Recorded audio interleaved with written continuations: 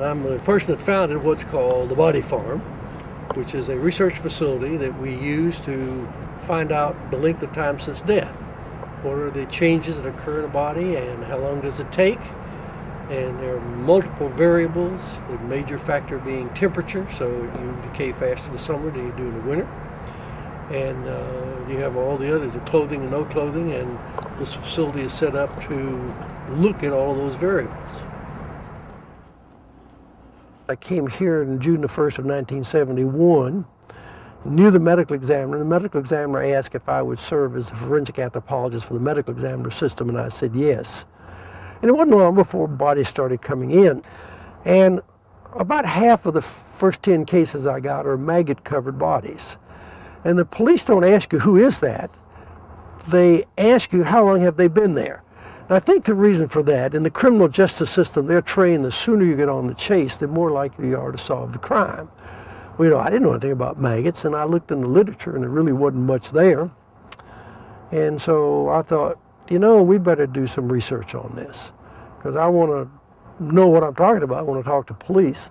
So I went to the dean in the fall of '71. In November of '71, I went to the dean. I said, Dean, I need some land to put dead bodies on. And that was the beginning of the Body Farm. He was the first person to have this idea to research what happens to bodies after death and when it happens, and the first person, or at least the first person to do something. This was a master's thesis in which we're using ground-penetrating radar to look through the concrete and go down underneath it. It's interesting looking at that project over the 9-month period that this master's thesis ran. You could see that there was a body under there, and as time goes by, you can see the body decay. But normally, if you go out to a crime scene, you wouldn't get that 9-month sequence. He's funny, he's charming, he's genuinely good-hearted. I mean, I can imagine that someone without all those attributes might try to set up a facility like this and just get nowhere with it. But he is legendary and beloved in East Tennessee. I handle the William M. Bass donated skeletal collection. It is the end product of our donation program, and those individuals that have willed themselves to our program to be used for both our decomposition research as well as the skeletal aspect of our research.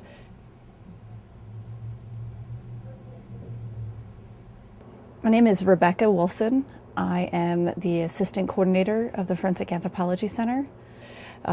This collection started in 1981, and anyone that wills himself to our program to be used for research at the Anthropological Research Facility is eventually brought here and is stored here in perpetuity. So if they are stored as long as we exist, they will be here. Currently we have just over 700 individuals in the collection, which makes it the largest collection in the United States of modern Americans. It exceeds the next largest program of about 400 individuals, so it's fairly substantial. We have individuals where they have been directly affected by a case, whether they were a victim or they had a member of their family that was a victim, and those individuals are usually more interested in the decomposition research, and they really want to be used as much as possible for forensic related research at our research facility. We also have people that just want to be used for teaching. They're either the individuals that want their skeleton on display in a classroom, which obviously we cannot, and we tell them that having a skeleton restrung or kind of put back together is not as beneficial for us. So we have those individuals that are just like, I want to be used for teaching, and those individuals that choose that and highlight that are more of the academics. A lot of them, you'll see a lot of nurses and a lot of teachers that say, I really want to be used for that aspect. Obviously, when we go on a case, you're starting in your head, putting pieces together and know where to look when you get back to that lab. So to me, having the skeletons available in the collection is a way so that students can learn what they are expected to find and know in the field and in the lab situation, but also be an avenue for research with those age indicators, looking at, okay, the difference between males and females, looking at the way we age, because those are things that do change with time, and having a modern collection available to do that is extremely important. So we get now, this past year we've had 26 researchers from other institutions coming just to use the collection. And that's amazing, and the number of requests increases every year. And so to me, it's a value. This is a data set, and it's a resource for other people to use.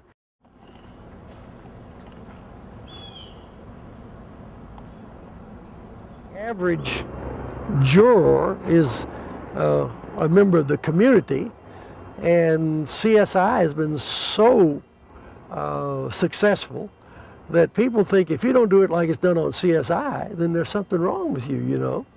And so you've got to convince them, hey, we don't get it done in an hour, and it takes a little bit more research than what CSI shows to see how long it takes for a body to decay in a trailer situation like that. Occasionally we'll try to reproduce a crime scene, which there's not much in the literature on, and that was one of the ones that we've done that. Those are equal in identifying a body, but he has designed a sniffer, a handheld device that you can walk across the ground, and if you find one of those compounds that he's using in his data bank, you can tell that there's a buried body there. The reason they're still here, do you get the same compounds given off of a body that's been dead 2 years that you get the first year? We don't know that, so we left it. And we're now in the 4th year. These things have been here 4 years, and there are some decreases of some, but of course, how long are you going to leave them? Well, I don't know how long we'll leave them. It'll depend on, you know, when you get a point of diminishing returns. But we do have individuals, you do have cadaver dog handlers who say that, oh, their dogs can smell Civil War graves. Well, that's 140 years ago. I